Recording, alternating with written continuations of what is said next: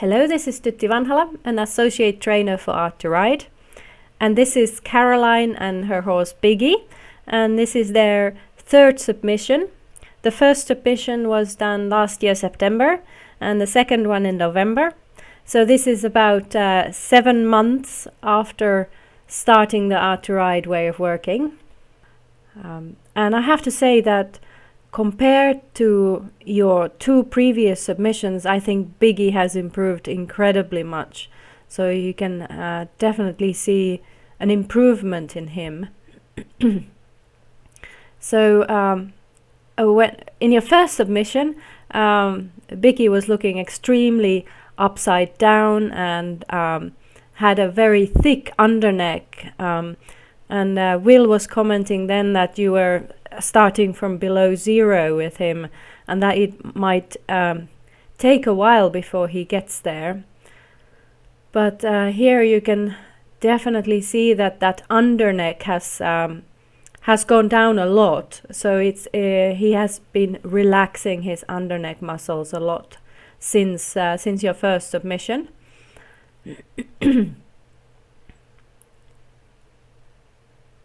And this in-hand work you're doing here, I think the pace is a little bit high, I think here. It's very nice and active, granted, but it may be a little bit too active at times. But he's nice and nicely active, a little bit up and down with his head, but he's working a lot better than what I saw him the last time. And you're doing quite a good job. The only thing with your technique I have to remind you is the inside hand. You tend to pull it a little bit too much backwards or sideways here, whereas you could take a little bit closer contact with the rein, with the inside rein to him. So just put your inside hand a little bit more forward, so to say, and then you can control the contact a little bit better, so that you will follow upwards with your inside hand rather than pull it too much sideways or backwards. Otherwise, I think you're doing an excellent job technique-wise, and it's really good. So, and I think you did that in your previous submission. You were actually working with your inside hand upwards, and that was exactly right thing to do. So, so maybe you you have just lapsed a little bit on this submission. With the inside hand, but that's easily done. I also confess I do that sometimes. So when the routine is there, you can lax a little bit with your technique as well. So, but I think this would help you with the in hand a little bit more if you take if you move your inside hand a little bit more forward and then follow upwards with it rather than sideways. And this is you have exactly the right idea here with the in hand, meaning that you're going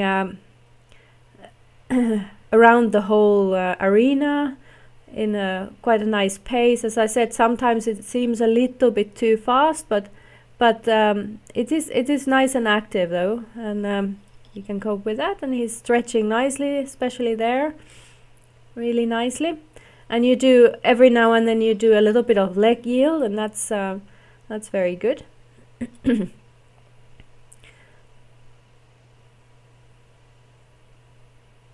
And I think you can get a little bit more effective if you remember to follow upwards with your inside hand and just put a little bit of and do a little bit lateral movements when he kind of loses focus and lifts his head up, like he does every now and then there.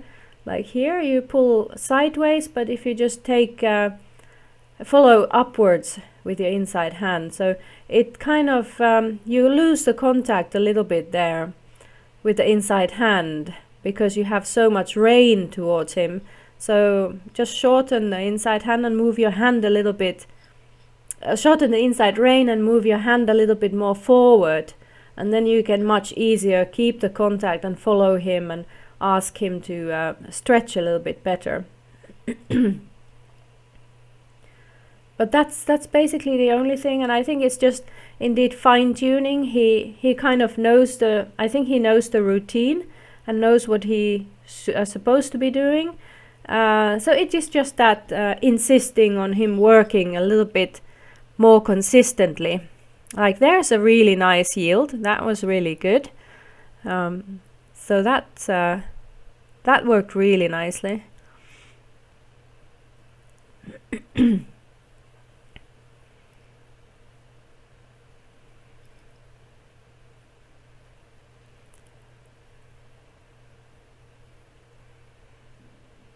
So yeah, is this you were also asking if this video was the video quality was okay, and it is okay, but indeed those moments when you are so far away, it is obviously a little bit more difficult for me to comment on what happens there, because I can't quite see very well. But it's okay enough, so we can see what's going on. And I think you're doing there a little bit of shoulder 4, if I see right. And that's fine and good. And he still finds it a little bit difficult to do the lateral in a stretch, so there is a little bit of ways to go still with the in-hand work, but he's relaxing in between and so on. So and it does look a lot better than what it did last time. So you're definitely moving forward with the whole training. So I would not be disheartened, or I wouldn't be displeased with this. This is still good work for him and for you. So you should be very pleased with this.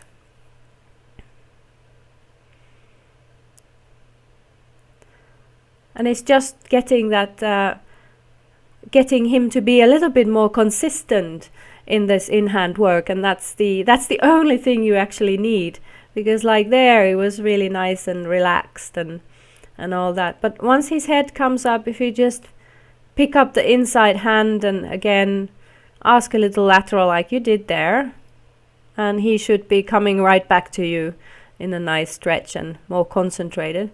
And there you're having a little bit of shoulder 4, and that seems to be going as well quite nicely. You had nice sorry, you had him on 3 tracks there pretty nicely, and he's stretching again a little bit. So it's all you're really advancing with this. So it's really really good to see.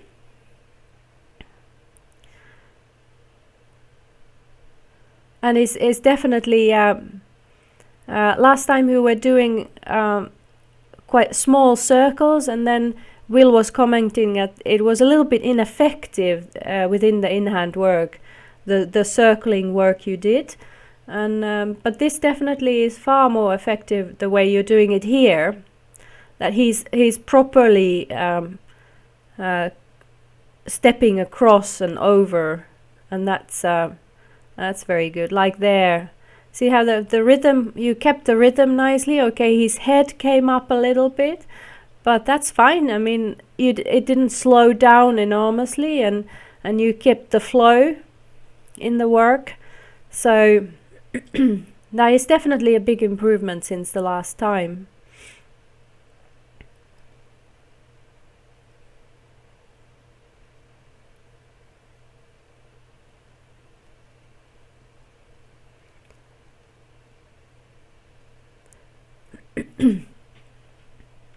And as you notice that when he starts to stretch down and really work better, like there, he's the rhythm changes totally, and he takes a little bit longer strides as well, and that really is benefiting him there. So yeah, just try to maximize that work work in the stretch. And I think you did some leg yield there, and he became a little bit stiff there, but still he's now relaxing again, so that's great.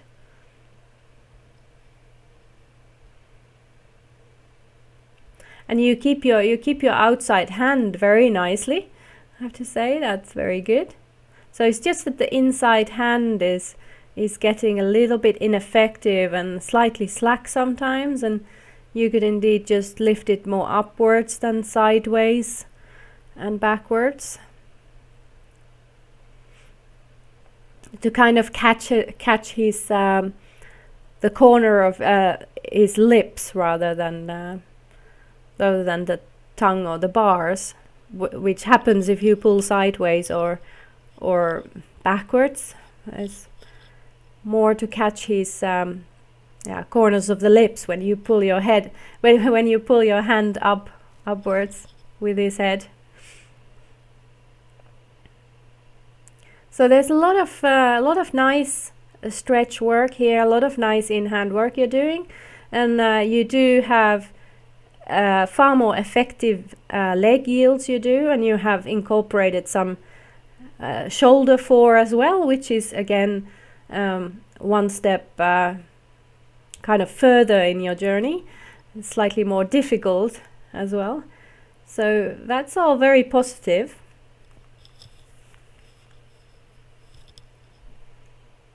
And okay, he's not completely consistent yet in the in-hand, but it will come. I mean, everything is gradual. You're not gonna get a perfect in-hand horse immediately. It will take a bit of time. But these months that you have been doing this is really, you can really notice the improvement. And as you can see, the underneck here, you could, when he goes past closer by, it's nothing like it was last September. It is really totally different, the neck by now, so that's great.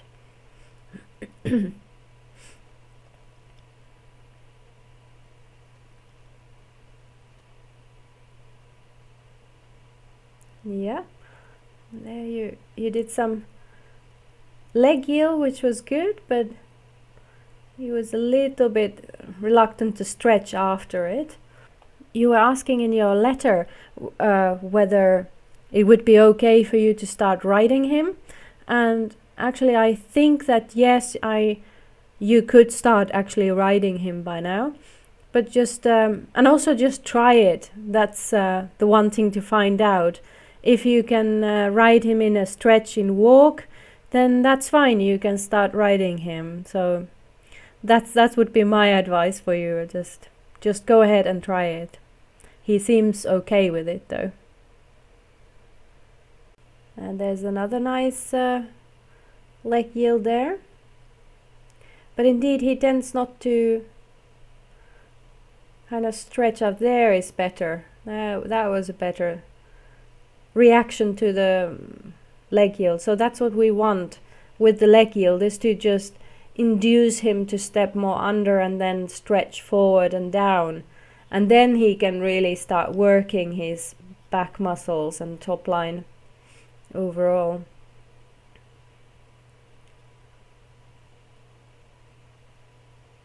So yeah, I don't know, at times I feel that he's rushing a little bit with this work, but he does get to a good place quite often anyway.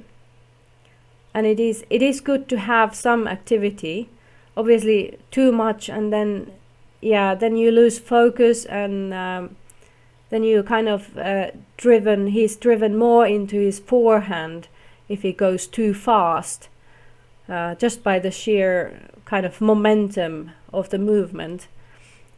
So I think it's okay for him to slow down just a little bit in this work in general, but not too much. Obviously it is a very fine line between too fast optimum and too slow. So I tend to think that he's sometimes a little bit too fast, actually. But then again, there is not much. You don't have to slow down very much at all. It is very close to the optimum.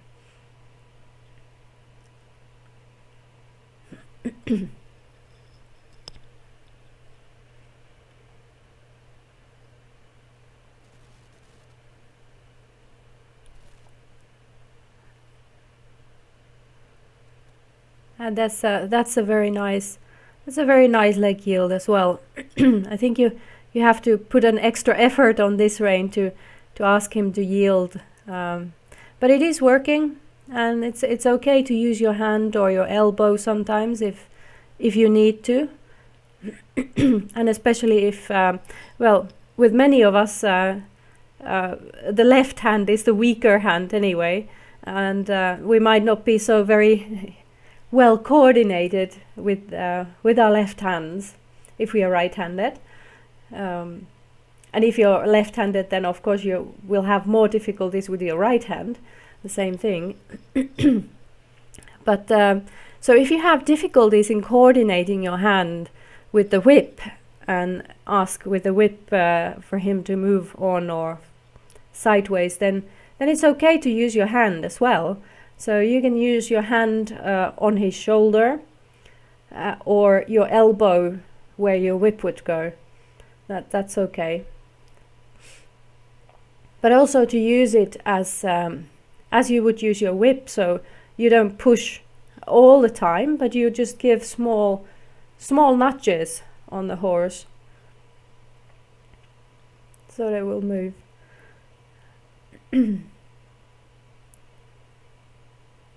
And here's some shoulder fore, and that went fine, and he's reacting by stretching nicely, so that's exactly what you want.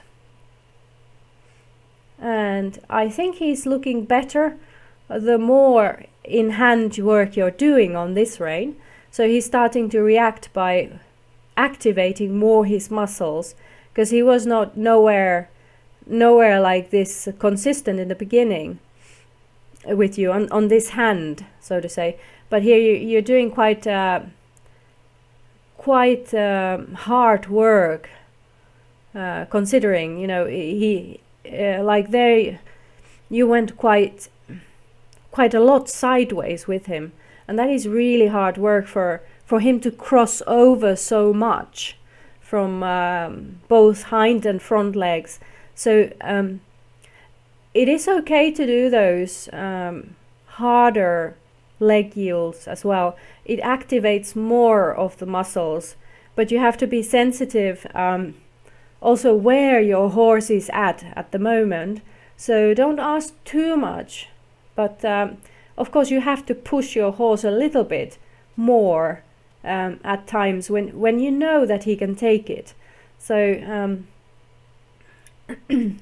I think at those points you could see that those slightly more severe leg yields were helping him to engage himself more, so that he was working more consistently over his back and in a better stretch. So that was okay, and it's really I say that in-hand work is really very good actually at the moment. And indeed, the only thing I have to say is that remind you of the inside hand, and if you just keep it closer to him and closer to the bit, so to say, you can use it far more actively when he gets distracted or lifts his head. You can react much quicker by lifting your inside hand, and I think that will make it even more efficient yet. But that was good in-hand work, definitely a big improvement. And now we've moved to lunging already in the meanwhile, and here you lunge without anything except the bridle on, obviously. But you have been lunging previously with the Chambon and also with side reins, and you found that he's more consistent with especially with side reins on. And but now you just wanted to try how it goes without anything except the bridle. And he's definitely a little inconsistent overall here, so you may consider actually using the side reins or the chambon a little bit more still to get him more consistent. And my first reaction when I was just browsing through this video for the first time was that, well, maybe you could put the chambon back on. It may help to get him more concentrated on the stretch and really working properly or more consistently.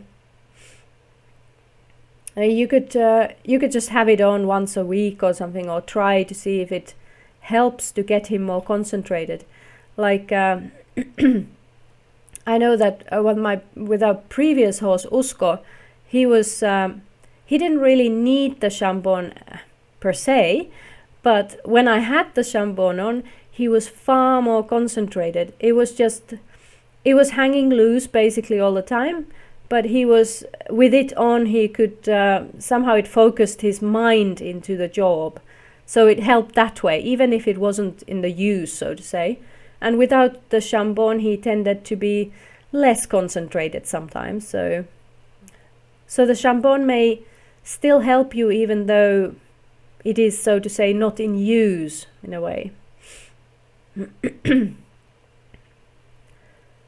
Okay, this canter work here, well, I wouldn't actually do so much of canter. He's a bit up and down, and I think he finds it a little bit hard work still for him in the canter to really fully engage himself. But obviously if that helps your horse to kind of loosen up and be better in the trot work, then that's okay. But I think you could do a little bit shorter stretches of it. Yeah, and unless he was just cantering here because he had more energy, and he just cantered without you wanting him to.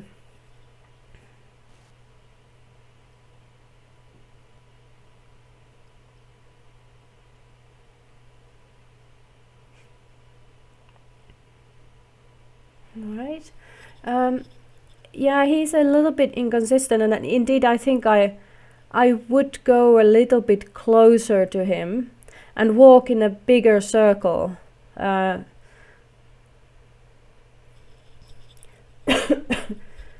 Right, this canter here is slightly better than the previous one, so he has obviously loosened up and opened up a little bit more so that he can work a little bit better even in the canter.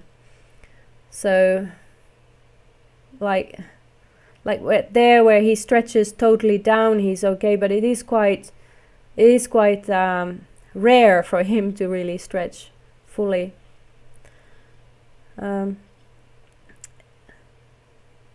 So I would actually keep the circle, if you possibly can, you could keep the circle a little bit bigger still. So walk a little bit more with him. Because I see that he's really, he's really kind of pulling outwards a little bit more, like, so, and he seems to find it difficult for some reason. He's going a little bit up and down all the time. So I think it might be better if you could keep him in as big a circle as you can there, especially in the beginning when you start lunging when you start your lunging session. Just let him be in as big a circle as you can, and just let him kind of warm up a little bit, and then after some minutes you could ask a little bit more work from him in a slightly smaller circle, but always return to the big one quite regularly, if not the whole session. Sometimes you can have a really easy session and just keep to the big circle, And then another day you can have a harder session with slightly smaller circle work as well, obviously. But here I think he seems that he's kind of struggling with the work, and he's going a bit up and down, and here he's not really, he wasn't really stretching in that walk either. Also what I noticed is that you have the line going over his pole with lunging, which is totally fine. However, I think, since I looked it up earlier, I looked at this video, browsed it earlier, and I think he seems to be annoyed with the line going over his pole, that he seems to open his mouth a bit and chew his bit. It looks like that a little bit. So I wonder if he's just bothered by the pressure in his mouth, or maybe the lunge line is somehow getting trapped with his bridle over the pole. That could also be that it doesn't release quick enough when you give the rein, or the line, when you give the lunge line. So it could be that he's a little bit annoyed that the pressure doesn't go away from his mouth. So I know that that's the case with Pöly as well. If you want another example, he lunges quite fine with the line over the pole. However, he gets annoyed and cannot really concentrate properly in his work if I have it over the pole. So he works a lot better if the line comes directly from the inside pit ring, and then he works a lot better that way. So you may try that if that makes any difference with Biggie, that you just have the lunge line click straight into the bit ring, on the inside bit ring, that is. If he opens his mouth a lot, and if you notice that the bit is starting to go through his mouth, then of course you could add such a soft chin strap that goes from that attaches both the bit rings under his chin, so that when you have the line clicked into the inside bit ring and he opened his mouth, it can't be pulled through, so to say. Or then you could just use side reins as well. That will help on the matter, or the shambon, obviously. Then you can click the inside, click the line on the inside bit ring directly. But I'd suggest you could try that and see if he can get concentrated more on the work without the line over the pole. It's the same here with the canter as on the other side. I think he finds it a little bit hard, but there he goes. He's kind of experimenting with the stretch and how it works. So there's some really nice work like there where he released his neck totally. So that was good work, and I think I would have stopped there. I have to say, and done some trotting, and then you can try again. So I would do the canter work such that you get the trot really nice, and get the trot really in the zone, so to say, that he's really stretching down and has a nice rhythm, and then ask for canter, and canter maybe 2 rounds, and then ask for a trot. And then after maybe some minutes of trotting, and when you get the trot really nice again, then ask again just a couple of rounds of canter. And do more of such a short canter stretches rather than a very long session. I think that will improve his canter more than just cantering around for a longer period.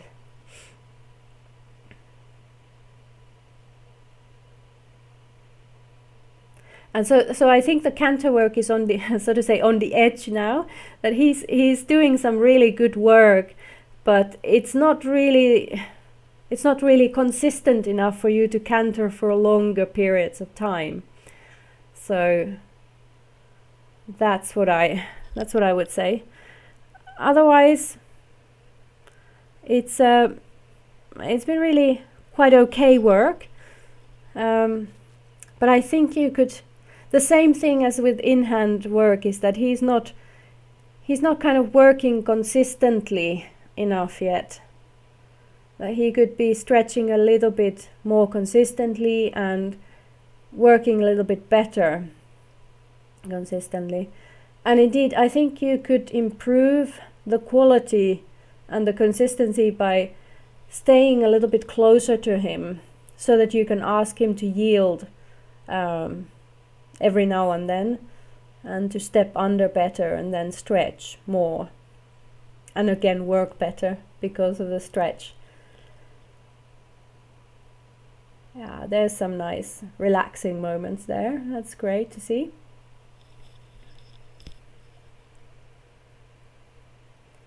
And so yeah, you were asking what you could do more, how to improve the bending on the circle, and that's exactly what I would do. Just get closer. You can even get as close as so close that you can actually touch him with your hand, and you can just use your hand as your leg aid, so to say.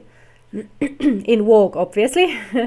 In trot, I think it's not possible anymore. You just have to be a whip length away and ask the same. So, but try at the same time, try to stay in a very large circle. So you would stay closer to him, but you would walk in a big circle. So and with yielding, I also mean just not necessarily stepping over even, but stepping more under and slightly away from you. And then when he stretches, just give the line and remove the pressure from your hand. So, but otherwise, I think he has improved enormously during these 7 months you have been working with him, and his stride length has increased, and his muscling looks better in general. So that's been really excellent job from you, and he looks totally different from where you started from. And indeed, by all means, try riding and see how it goes. Just keep to the walk first, and concentrate on the stretching and feeling how he's coming under better from behind and lifting his back and so on. So go ahead and try that. It's been nice to see this video. Until next time, bye.